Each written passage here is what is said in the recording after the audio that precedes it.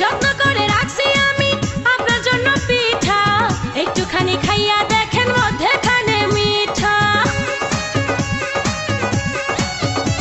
ও যত্ন করে রাখছি আমি আপনার জন্য পিঠা, একটুখানি খাইয়া দেখেন মধ্যেখানে মিঠা, হয় মধ্যেখানে মিঠা।